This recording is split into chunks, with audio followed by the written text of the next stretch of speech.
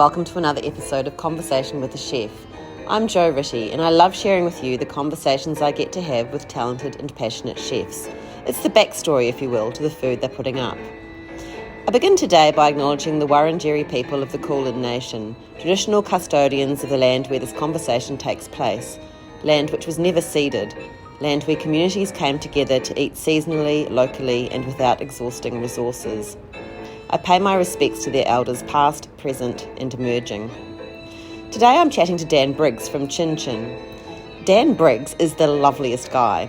He's a gentle giant with two great passions, his family, including a brand new and super cute puppy he got for Father's Day, and his job as executive chef at Chin Chin.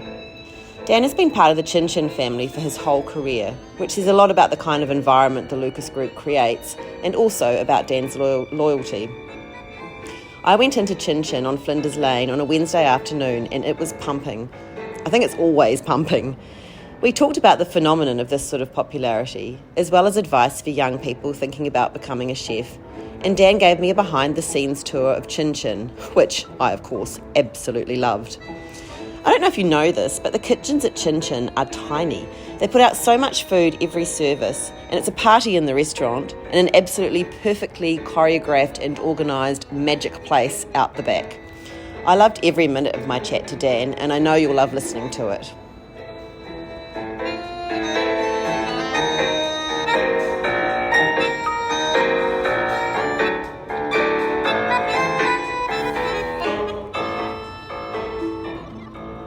Hi Dan, how are you? Yeah, good. Nice to meet you. Yeah, nice to meet you as well. Good to finally see you because we've been trying for a while. But it's been a while. Yeah, have my hands full. Well, no, you must have your hands full because executive chef of Chin Chin, that's a big. Pretty big role. Yeah, and obviously being a large group as well. I do a lot with a lot of the other guys across the restaurants as well. So that's right. Got my hands full. So, how many Chin Chin venues are there?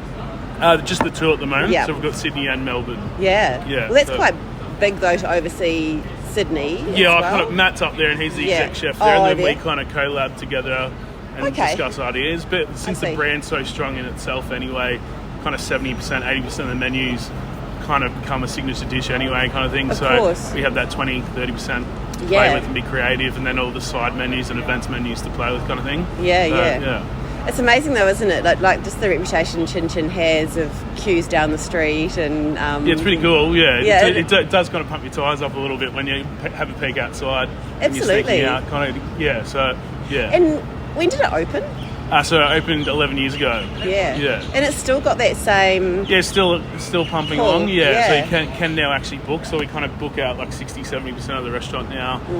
So there's kind of like 300 booked every night, and then the walk-ins kind of top that up and keep it ticking up to 800 plus on busy nights. So it's so good, isn't it? So obviously the food's really good. It's a cool atmosphere, but you know, places like Melbourne, and because I write a bit for Broadsheet as well, you know, Broadsheet puts an article out about a new place and everyone flocks there, and then there's a new shiny thing and everyone goes there. What do you reckon it is about Chin Chin that keeps people coming consistently? I think it's probably to do with the whole experience. I think when we first started, we had a massive social media presence, and Jess Ho was kind of leading that and getting stuff on Twitter and Instagram and all that kind of jazz. So that kind of created its own cult following.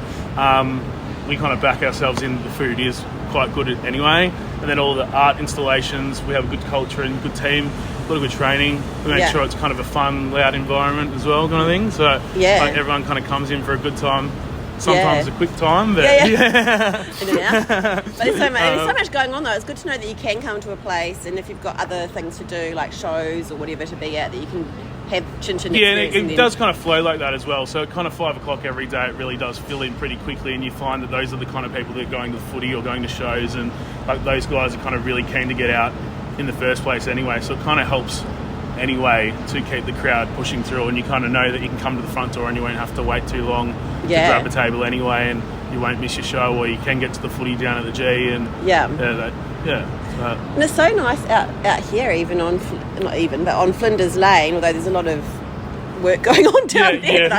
Doing all the gas mains at the moment. Oh, gas mains, that's fun times. It's a bit of fun to get here at the moment. But although at least there's not traffic coming down here. That's a bit quieter, maybe. I don't know. 100%. Yeah, I think the street itself has been a bit quieter since COVID, but like we've kind of lost a few restaurants as well, which has kept us kind of ticking along during lunchtime anyway. Yeah, like our lunches have been very, very solid since we reopened from COVID. It's been kind of relentless, to be honest. Like about a month ago, normally we kind of quieten down and we can all go on holidays kind of thing and do the new menus and plan for Christmas. But yeah, it's been very relentless this year ever since we reopened from the last lockdown, and like now starting to find our feet and slow down a little bit. But then we've got Father's Day on Sunday, so off we go again. Huge. Yeah. So it's kind of a 0 to 100.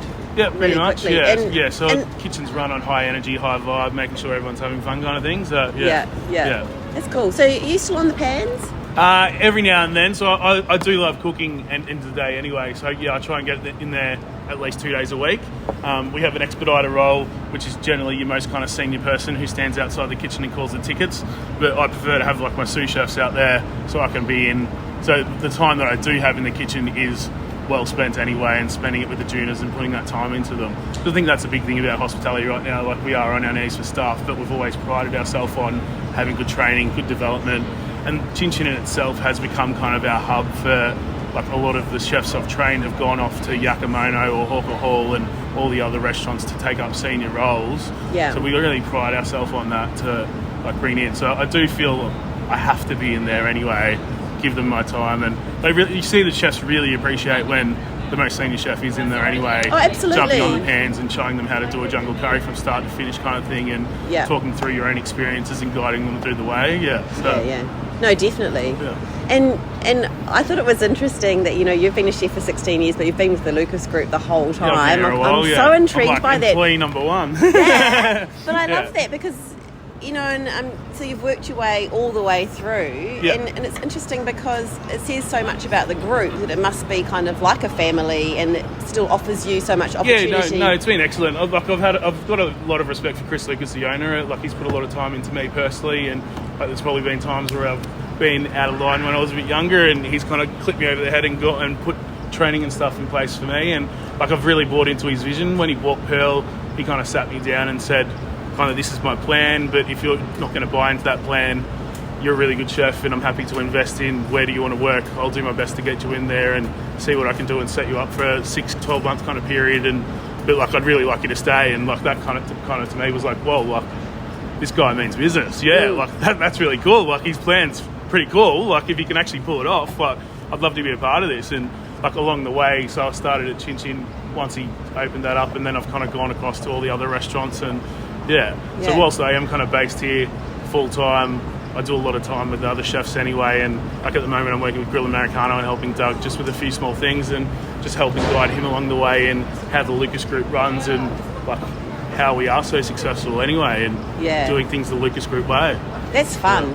So did you always know you wanted to be a chef? Yeah, I did. Yeah, kind of growing up, my parents worked a lot. Dad used to do like 6 days a week. Like, we grew up in a big family, really. So the 6 of us, I've got one brother, 2 sisters. Like, Dad was always working, basically to put food on the table. Same with Mum. So I spent a lot of time with my grandma. My grandma was always cooking. Memories are she wasn't probably the best cook, but like, I grew up with her always kind of cooking and always doing big stews and stuff like that. I think from a young age I wanted to help do that, so I was always chopping carrots, and like, it was my job to make the Christmas pudding every year. And like, even when I moved to Melbourne, I was like, I still want to make the Christmas pudding every year. But yeah, so like, from a young age I kind of bought into just spending time in the kitchen, and now I'm kind of stuck in it. Yeah. But what do you reckon, is it about the satisfaction of making things, or and also pleasing people? Because I feel like probably a bit of both. I love the creative side. Like, a place like Chin Chin, for me, I really enjoy working with the Thai guys. A big thing that I try and teach like my senior chefs in being creative is harness and be like respectful for the actual Thai culture in itself. And that's kind of what I've tried to pride myself on doing here at Chin Chin, in doing some research, but also like Fon, one of my senior sous chefs, is like probably the most influential person in the kitchen, as well as Benjamin. But like, when I have any ideas, I go through her in, what would you think? What would someone from Thailand think? Like, am I offending your culture? Am I respecting your culture? What can we do different? And then kind of adjusting that to the Australian palate kind of thing. So I do love that kind of thing. But then obviously, heaving restaurant, people smiling, having fun. And then like, as you like when we are having, you can see all the guests kind of have to go past us, go to the kitchen, like people telling us how good the food is. Like it's a really good feeling. Yeah, really good feeling. Like even if you can't hear over them half the time, but so. That's awesome. And it's just what you were saying just before, that idea of authenticity and cultural respect, etc. That's been coming up a bit lately, because I spoke to Rasheen Call, because she put her book out Chinese-ish, and we were talking about the idea of sometimes within a culture, authenticity is about using what's available. So you're using the techniques of a certain way of doing things, but then what's local here. And so 100%, And obviously no one wants to be offensive, but maybe there is that idea of authenticity, is that you're being authentic to the... No, 100%. And like something I've also learnt is by respecting the Thai culture and working with the Thai guys, what they're also trying to get out of me is, why do people like this food so much? And it's always been about finding that balance in what do Australians and people that are coming to Melbourne want to eat at Chin Chin, but also what do they want to experience from Thailand, and making it palatable for both in having that respect, but also creating a dish that is like loved and becomes a signature in itself. Yeah.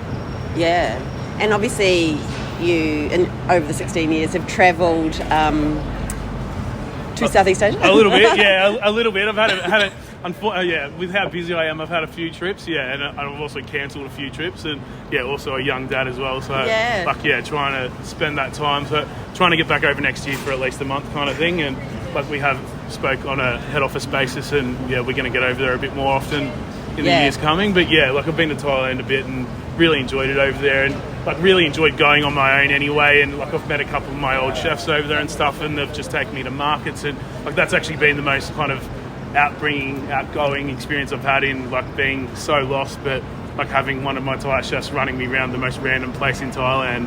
What was the most random thing you saw? Because there's probably quite a few in markets. Probably the amount of the amount of insects and offal I ate over there was when I was in a meeting the other week, I was like, as much as I want to go to Thailand, I don't know if offal's on the menu this time, because of the amount of soups and sauces and stuff I was having with. I'm like, what's this? That's lung, that's intestine. The guys I was with had a good laugh in watching me eat everything, and even eating a scorpion was like, am I going to die kind of thing? But no, so really cool. Can't wait to get back over there. Yeah, absolutely. So just to finish with, because I know you've probably got heaps more things to do doing today, is what would be your advice for a young person thinking about becoming a chef now? My advice would be find a good mentor. I feel like we've been very successful here, and because we go out of our way to put a program in. We actually have our own Lucas Group apprenticeship program that I actually run myself.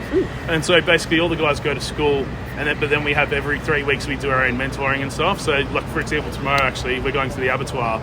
So we're going to go to an abattoir and we're going to go through, see how everything's processed, and then do a cow breakdown, pig breakdown, and hopefully we can do it ourselves as well. We did the seafood one the other week, which the guys showed us how the place worked, but then we got to do it all as well. So we got to do from start to finish, the scaling, the gutting, But I think really getting that training and time in, and having someone that's actually willing to develop you and put the time into you, is definitely the biggest thing you need to be successful as well. I've had a lot of good mentors in Jeff Lindsay, Adam Silva, Benjamin Cooper especially, that have put so much time into me. And Benjamin, I probably met as a completed chef, but not a completed leader. And the amount of time he's put into me from a leader aspect has actually created the person I am now, not just as a chef, but also as a father and a person. So that's been my journey in a way. But I think being young, find the right person that is willing to give you the time, treat you respectfully, obviously, because you don't need to be treated like dirt.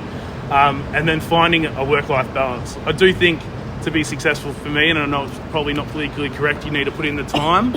I don't think that's 80, 100 hours a week, but hitting that kind of 45, 50 hours, I do think a big part of where I've gotten to in my life is from doing some of those hard hours and putting the time in and going out of my way to pick up an extra shift, and the knowledge that I've gained from doing that.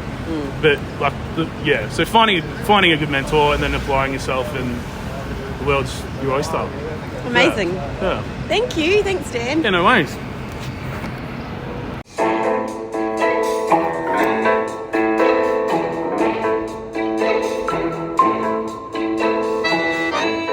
Hi, and welcome to another episode of Conversation with a Chef.